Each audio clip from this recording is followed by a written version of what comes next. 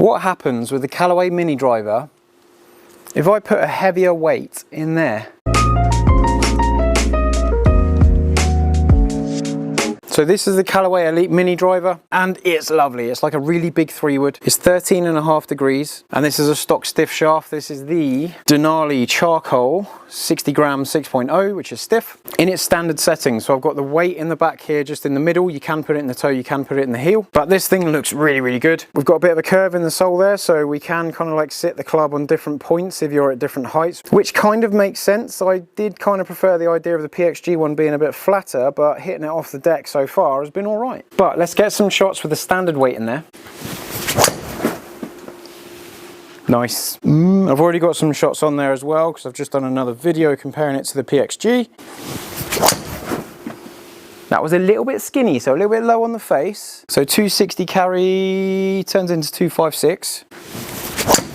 Ah, drop kick. No, not that one.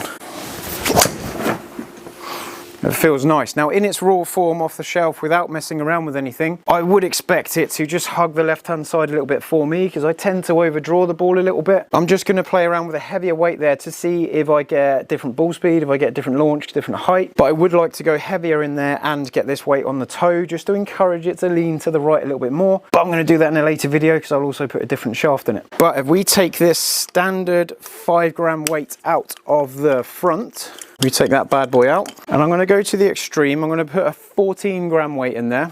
Not that you can read it. This definitely feels like it's got a little bit of mass to it, and I quite like it because it's directly behind that centered strike. So the standard weight at the back is 13 grams, and we've added 9 extra grams to the front. So that will affect the swing weight, and when the swing weight's a little bit heavier, we might get the shaft bending a bit more because there's more mass at the end of the stick. Oh, it instantly feels more solid. Okay, I like that. Didn't quite go as far on that one, but potentially the extra weight might slow me down a touch, maybe. And then you get used to the weight. Oh, I'm dying to change the loft and the shaft to stop that overdraw. That's gone very nicely. Maybe just took me a swing to get used to the difference in feel. Oh, no, hook that. So that was partly me again. I'm used to a stiffer shaft, so I'm not surprised just yet when I get one just leaning over there. Oh, that's delightful. Yes, just that little bit of overdraw. Just want to take the edge off that in another video, like I said. Oh, I quite like it. Feels more solid off the face, which is generally what happens when you add some weight to a head. Let's go one more and look at the old numbers. Ooh, nice. Oh, it's in the air for ages. I love that.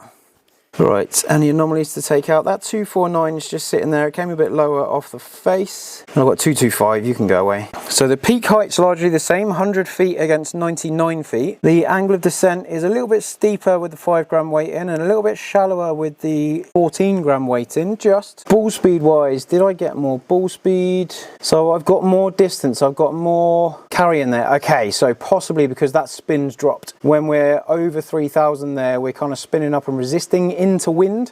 That might get a bit more resistance. If we get something more like this, it cuts through the air better and travels a bit further. Now that extra weight having more droop in the shaft, making it go further left, makes sense. The dispersion ring's about the same. I've actually got less ball speed, but it's close enough. I've got higher launch, lower spin. So I quite like the idea of having that extra mass in the front of the face. I have done that on my main driver as well, but I'm still tinkering with that. But that slightly lower spin, same peak height, but that slightly lower spin just cuts through the air that little bit easier when you've got that little extra weight in the head. But with that extra weight, you might need to buy one aftermarket. You might need to buy an extra weight on its own if you want to do this. Now the great thing about this is that you can change the weight, have a go with it, and if it doesn't work, put it back, put the original one back in. Okay, you might have spent a little bit of money experimenting, but this will give you an idea of what you're kind of looking for when you do something like this. I think that club's gone a little bit further to the left because the extra mass in the head has made the shaft bend more, so I get a bit more bend and release into the ball, which then shuts the face down. So it's just hugged that left side because I've got that extra mass, but it has cost me a little bit of speed. I haven't got any faster, so just be careful if you're adding extra weight.